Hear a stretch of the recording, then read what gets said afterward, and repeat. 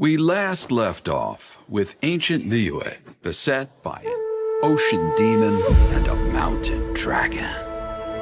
Rex Lapis mustered his adepti to restore peace to the land. They say that before he set out, he spoke these words.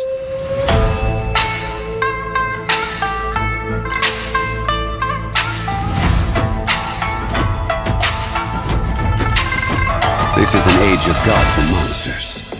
I wish not for Dominion. Yet I cannot watch the common folk suffer. I will have order!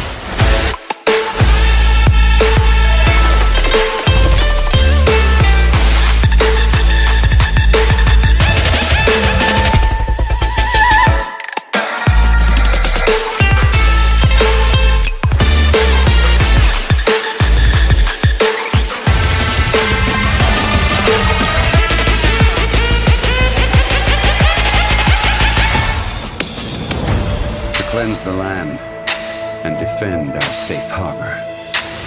That was the first contract in Liyue. And now, the final contract too has been set in stone.